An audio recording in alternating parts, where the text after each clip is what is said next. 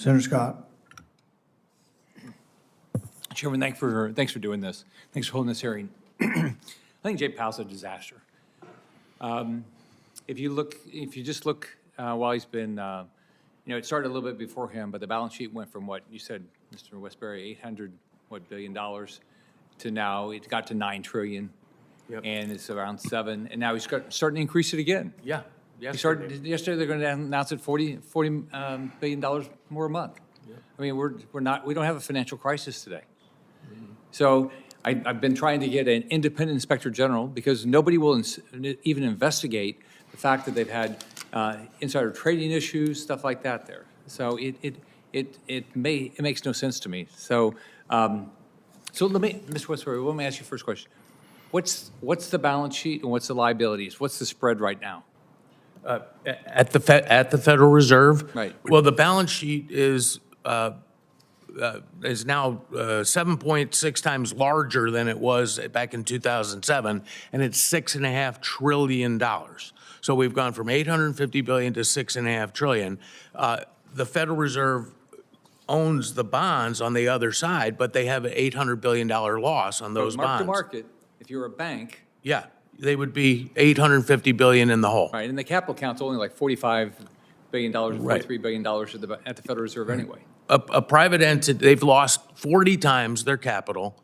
I have tried to get an answer to a question is how does the Fed keep the lights on?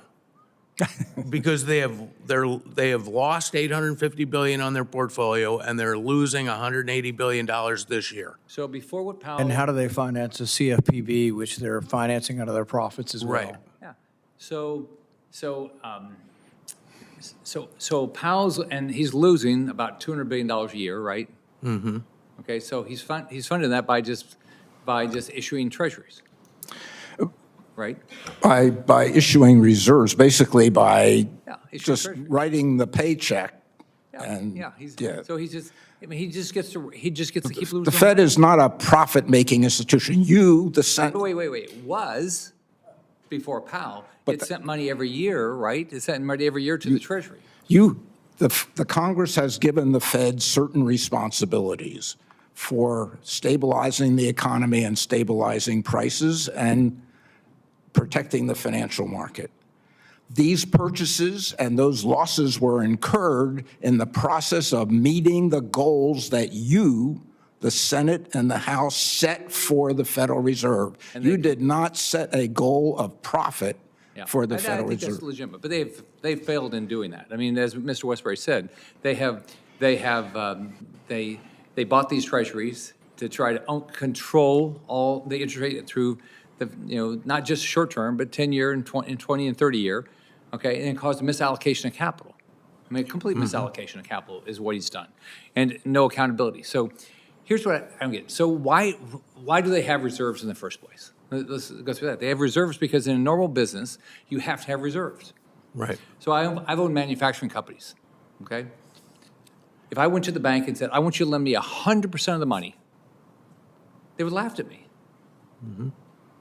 They didn't. Then the bank said, okay, we'll lend you money, but we're not going to pay you to hold the reserves you have to hold, right? Isn't that the same thing? How's it any different? I never get this. Why we're paying them to hold what a normal business has to hold. Right. And they're leveraged to the hilt. And for decades, banks held about 10% reserves. Right. And now, by doing quantitative easing, we bump that up to over 30%, and then we pay them to hold that. So they use our guarantee to get deposits. Mm-hmm. They use the federal government's guarantee to get deposits, and then we pay them to get the reserves to justify us giving them a federal guarantee. But I used to borrow money from banks. They didn't say, "Oh, you got to hold capital, 20, 30, or 40% capital, and I'm going to pay you for that." That's what is crazy about this. And then the fact that they keep losing this money and they act like it's going to change. I mean, why? I don't get how they keep saying, "Oh, it's going to get better." Well, how?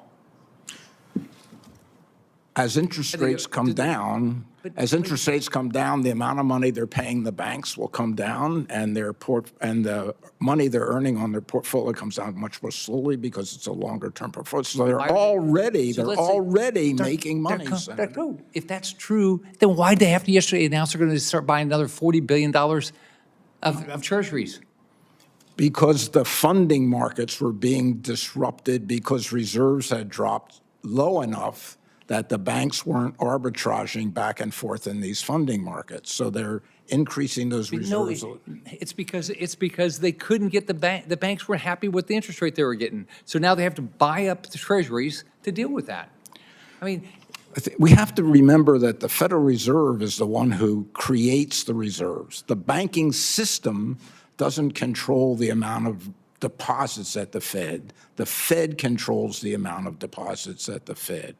So the banking system can pass those deposits around, but it can't. let's make it real simple, okay?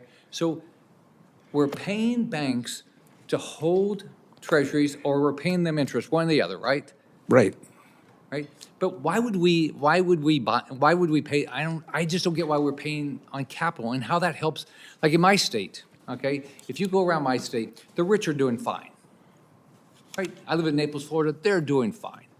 I talk to them. They're doing great. You know who's getting creamed because of the Federal Reserve? The poor. Mortgage rates are up. As they keep playing with short-term interest rates, what's happened to the 10-year and 30-year? It's gone up. Right? Yeah. And so now they have to try to play that by buying. It's been building a balance sheet again. This makes no sense. I mean, if you look at since Powell's down there, I mean, he said inflation was transitory. It wasn't. I mean, what they've done is caused massive inflation in this country. Right. Stop doing it. I mean, I don't get this stuff. Why we just allow them pay interest to banks, keep buying more treasuries? It just doesn't make sense. They're out of control. I mean, do you guys disagree? I mean, am I looking at it differently than you look at a normal business? Yes, it's not a normal business. It's part of the government, which is why Senator Johnson is right. You should look at it on a unified basis. The issue here is that we should take away the market distorting piece of this and let it be priced in accurately. Let the market work. Yes. Yeah. I didn't get to when I wanted to borrow money at zero.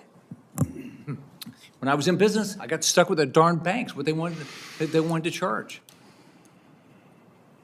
Why don't we let the Federal Reserve do that? Let the market work. So, I'm sorry.